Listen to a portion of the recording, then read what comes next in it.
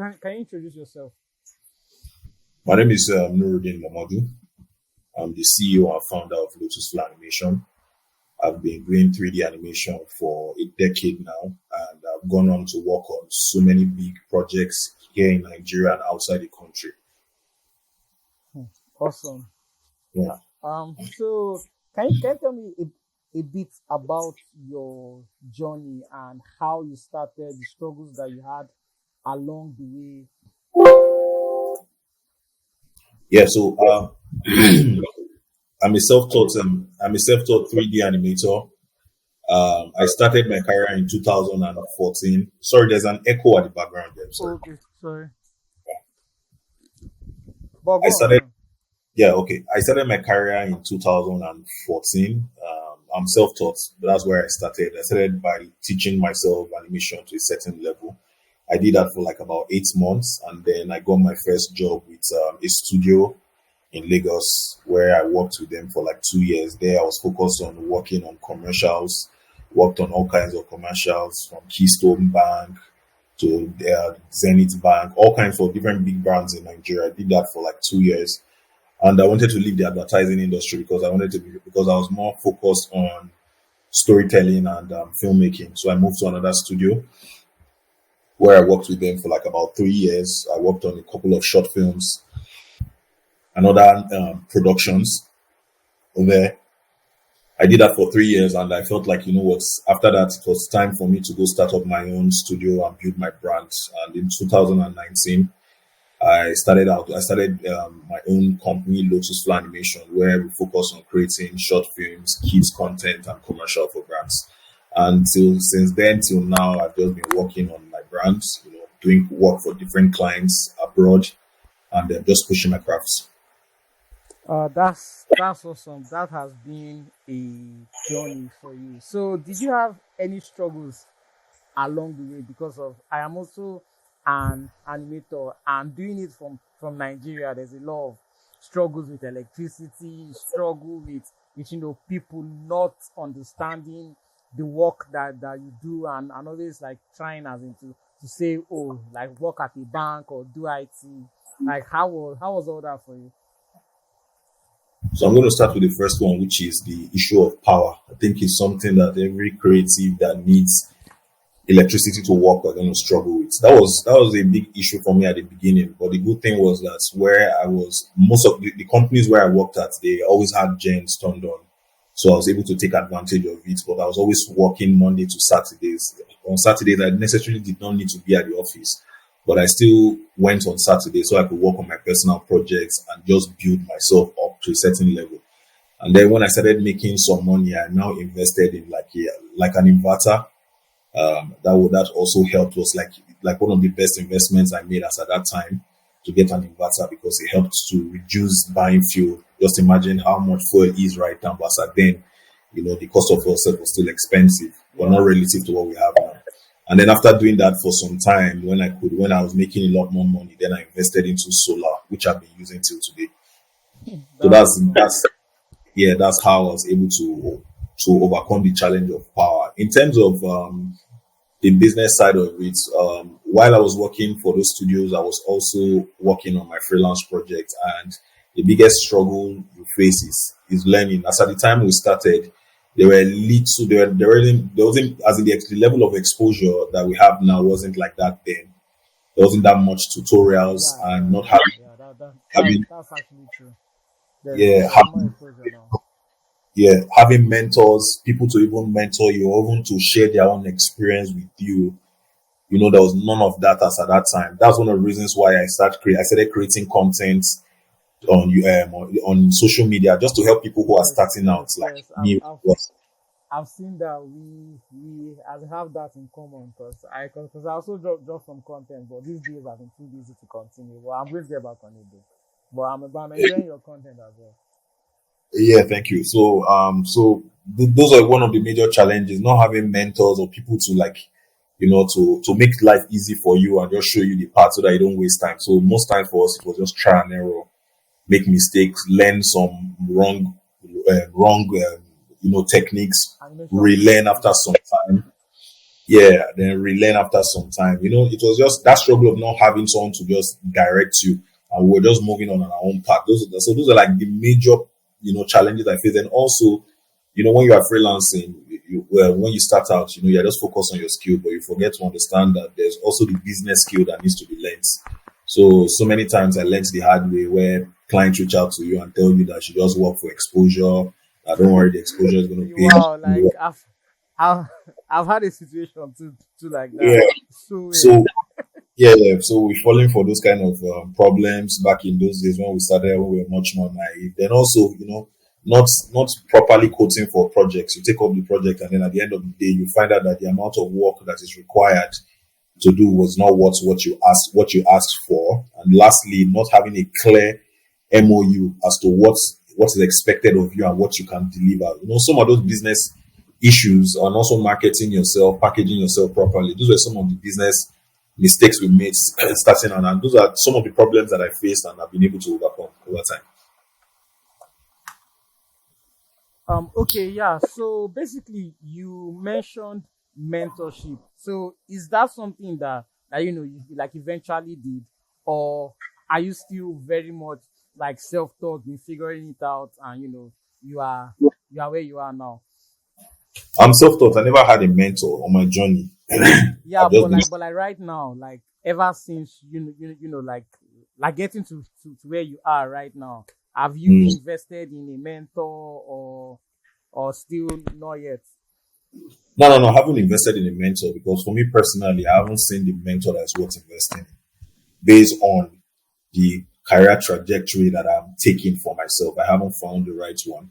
I'm in a creative career and 3D animation again. You might say a lot of these mentors, and yeah, they are good and all, they have the experience, but you have to factor in your location, where you are, your experience. So, and some of these mentors, they might not be able to help you with certain problems because your realities and their realities are different. So I have not really invested in, I've not seen a mentor yet that's for me personally, I think is worth investing in, but I'm still searching. Oh, okay.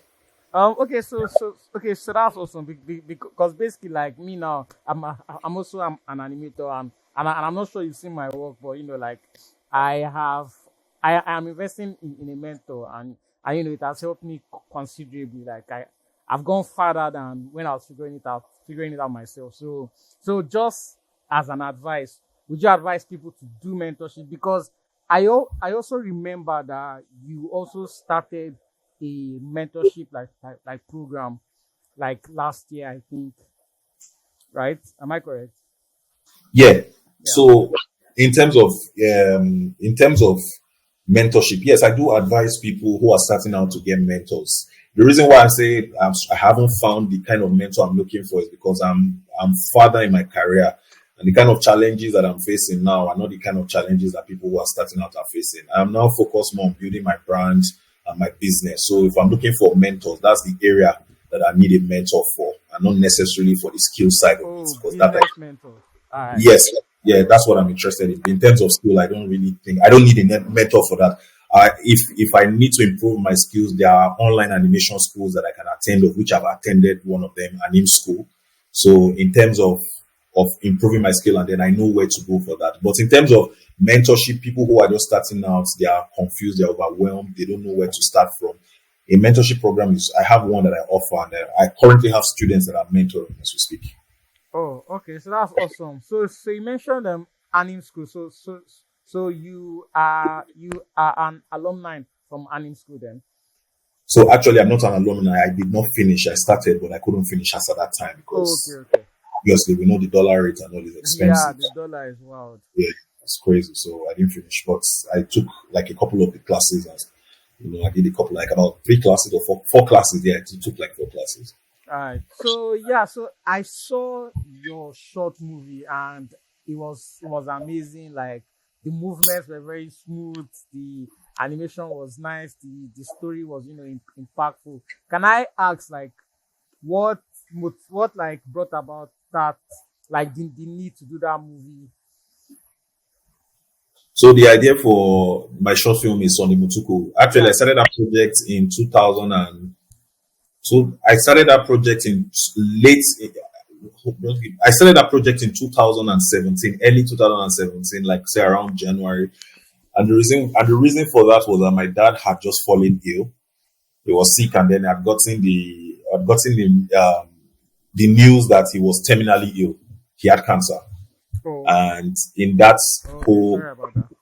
yeah, thank you. That was 2017. He passed in 2017 as well. So Oh, okay. that was the motivation. I just did not want to sit down and sulk, and I just needed to find a way to channel what the emotions I was feeling, and then I channeled it into the short film, and that was the motivation for it.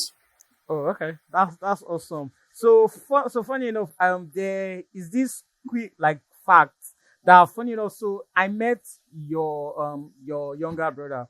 That was when I started out animating, and he like sort of like talked about you that he taught him animation. Then also he he also taught me the ball bounce and the like walk cycle. So I just wanted to put that like out there, Yeah, that's because that's good to know. yeah. Then he like told me that you like drilled him like properly, like like basically learning like under you was like intense.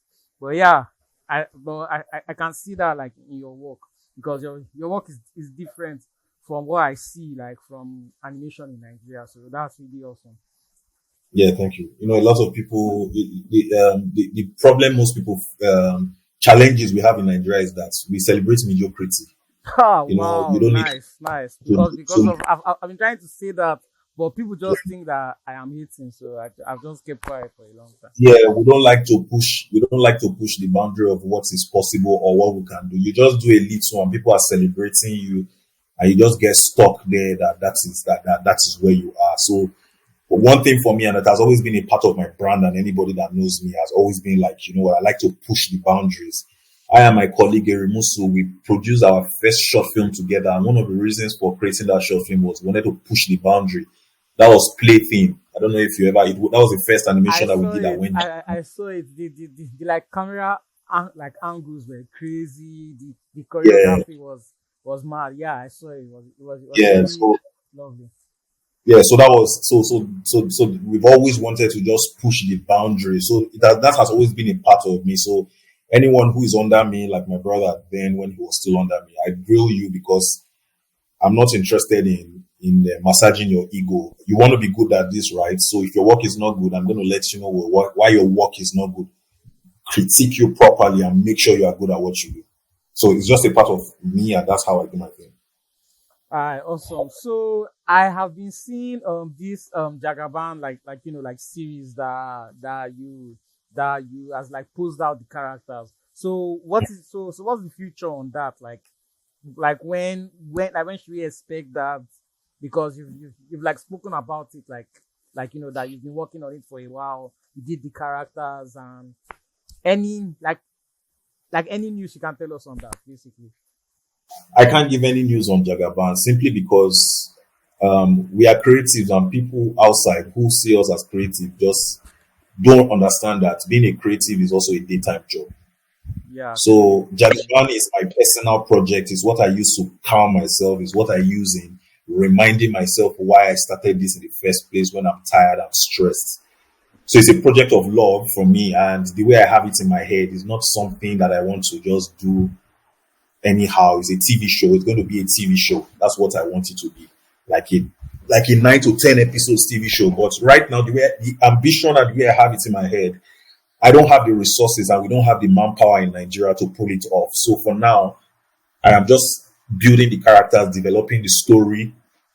Once I have a concrete story and the characters, excuse me, then I'm going to go the like a comic route. Start with that so that like just get it out there so that people get to know about this project even more, the stories, the characters, and over time, if I'm able to build buzz with it, I might find like a bigger studio or a distribution company or something, or a company that can partner with me to make it a reality. All right, that's awesome. I can't wait to see something like that. So Just like the way you've seen, sorry, just like the way you've seen Iwajuna, right? yeah, yeah, sure. Yeah, that's the level of quality that I want to take with this project. And currently, it's not something that I can do by myself, and we don't have the manpower. That production was not even done in Nigeria. It was just the pre-production that was done in Nigeria. Yeah, The yeah, animation. yeah, yeah, yeah. I actually like follow this because of people just they assumed though it was made here, and I was like, Yes. and I was like, guys, if you look at the credits, you see that the Nigerians there, they are not even much. The animators are all white, so I Yeah, just like, it was produced in a studio in Ireland. That's where it was made. It was just the pre-production, concept art, and all those ones that were done yeah, by Nigeria. Yeah, yeah. so that's it. So what? So I wanted to ask. So what are the future goals for like Lotus Fly? So because like I always like assume that as a Lotus Fly was just you, because like it's always just you like on the Instagram. So Mhm. when you like mentioned your like your partner, I was like, oh, okay, so you work with people, because I just assumed that you always just did your thing by yourself. So, so currently, Eremoso is not my partner. We've worked together in the past. Lotusfly is my company, but I'm just the face of Lotusfly. Most of the productions that come out of Lotusfly, many of them, especially projects, they are not always done by Olive. I'm at that level point in my life where I don't work alone. It's just too much work. There's a certain level of quality that you're going for. One person cannot handle this. So I have an environment artist. Everybody works remotely. I have character animators. My brother is a part of my team as well, as you know. So he Yeah. works, but he's a part of my team. So when I get projects like that, or I have major projects I need to work on, I always get him on board. I have other to have like two or three other animators on the board. So I have a team. I have a small neat team that will work together on major productions. It's just that if it's small things like things that I just want to put on social media, like the posing of the characters, maybe just short, very short skits I'm making, then I work on most of them myself. But most times, the assets like the environment and all those things you see, they're done by my team. Most times, I just focus on maybe character animation, character modeling, and lighting. All right.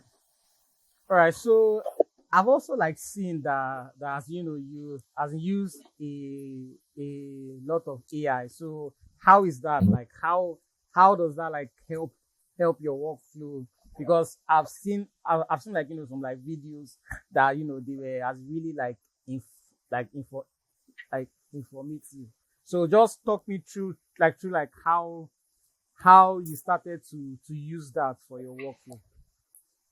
Actually, I've been following this AI for I think like since 2020, 2023. Yeah, so just last year it became like a big thing, but obviously I've just been following, and most of the things I was saying they were not really that good like that. I see them all the their names. I can't start calling them. I can't remember each and every one of them. But it got to a point where I started looking at the AI and saw that what it is not ready for generation. Like say it is generating you a complete animation. You type what you want, keep the character consistent. But what I found out that I could use it to do backgrounds, because background is necessarily not something I like to do. And getting good quality background from a concept artist, he has to come up with a concept, he has to paint it. So I looked at it and like, instead of going getting someone to do matte painting for me, I think I can use AI to just generate the backgrounds for my projects, which I started doing, and it has highly improved the quality of my overall animation. Because when you look at it and you look at the environment from far like this, it just gives you this polished look.